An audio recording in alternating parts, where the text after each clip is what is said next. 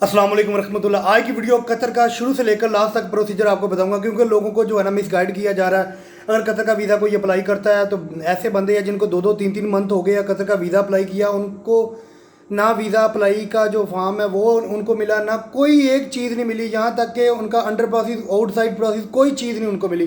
तो इस वीडियो के अंदर मैं आपको मुकम्मल बताने वाला हूँ, ताकि अगर आप किसी से भी अप्लाई करते हैं, जो बड़े बड़े महान बने फिरते हैं ना, वो उनसे जो है ना लोगों ने अप्लाई किया और 2-2 3-3 मंथ से जो है ना दलील हो रहे हैं। तो कुछ मेरी बहनें हैं, कुछ भाई है, उन्होंने मेरे साथ जो है इन्फॉर्मेशन शेयर की, तो मैंने कहा कि इस वीडियो के अंदर मैं आपको बता दूं, ताकि जो कोई भी बंदा जो है ना कतर के मामले में जो है ना अपने साथ किसी भी किस्म का स्कैम ना करवाए। नंबर 1 पर यह कि जब आप कतर के लिए डॉक्यूमेंट्स देते हैं, अगर उसके पास वीज़े है, अगर उसके पास वाकई डिमांड है, तो वो आपको उसी वक्त जो है ना 1 घंटा या 2 घंटे बाद जो है ना आपको एक पेपर देगा। उसके अंदर किस कैटेगरी के अंदर आपका वीज़ा अप्लाई हुआ है वो आपको पेपर मिलेगा। वो एक प्रिंट आपको जो है ना वो सेंड कर देगा।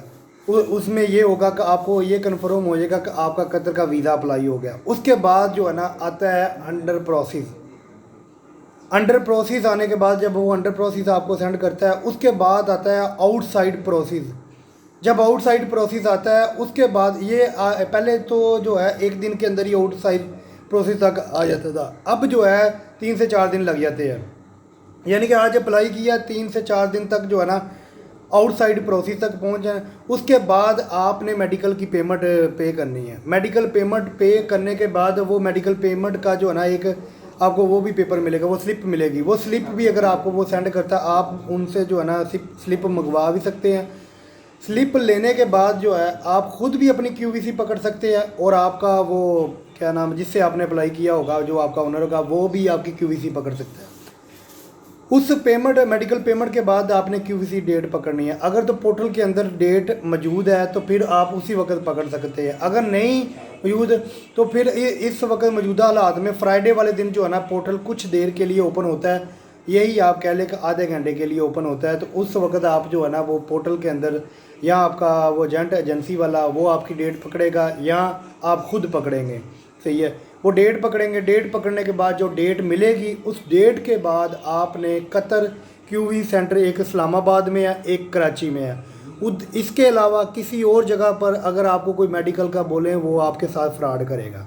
सही है, तो आपने इस्लामाबाद जाना, आपने डॉक्यूमेंट्स जस्ट अपनी क्यूवीसी लेकर जानी है। क्यूवीसी के अंदर ये देख लेना, जब आपको क्यूवीसी मिले, अपना पासपोर्ट नंबर, एक्सपायरी डेट, ये अपने वालिद का नाम, सारा कुछ हर चीज़ जो है ना आपने देख लेनी। अगर एक स्पेलिंग का भी मसला हुआ तो दोबारा से आप अपडेट कर लेना, तो वरना आपका जो है ना उधर मेडिकल नहीं होगा, आपको री अपॉइंटमेंट का चक्कर पड़ जाएगा। वो री अपॉइंटमेंट की फ़ीस भी होती है 7200-7800।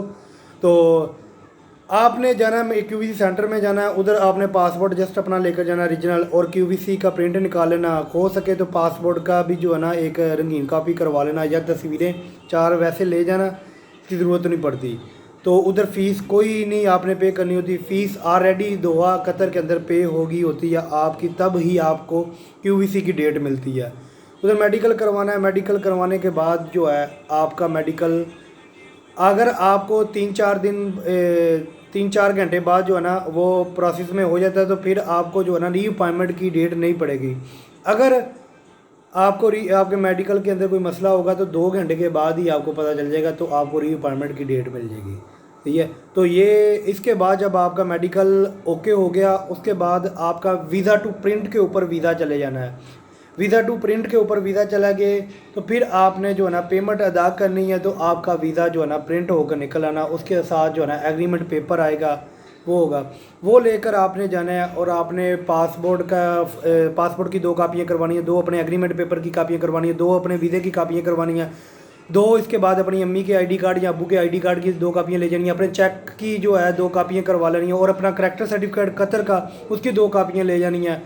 तो ये आपने लेकर जाने हैं प्रोटेक्टर ऑफिस में। 9200 आपने प्रोटेक्टर की फ़ीस देनी है, और साथ में इंश्योरेंस, और आपका प्रोटेक्टर वो आपका हो जाना है, वो 1 दिन के अंदर ही प्रोटेक्टर। उसके बाद आप एलिजिबल है फ्लाई करने के लिए, आप टिकट करवाएं। टिकट करवा कर आपने चले जाना है कतर के अंदर। जब आपने पहुंचना है तो कतर में पहुंचने के बाद आपको किसी किस्म का जो है ना किसी जगह जाने की, मेडिकल करवाने की या इस तरह का कोई ज़रूरत नहीं पड़ती।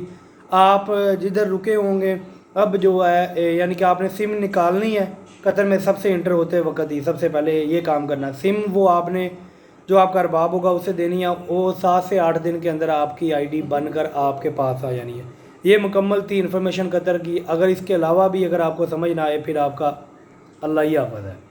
फुल डिटेल के साथ आपको समझा दिया। अपना ख्याल के दुआ में यार के। अस्सलाम वालेकुम।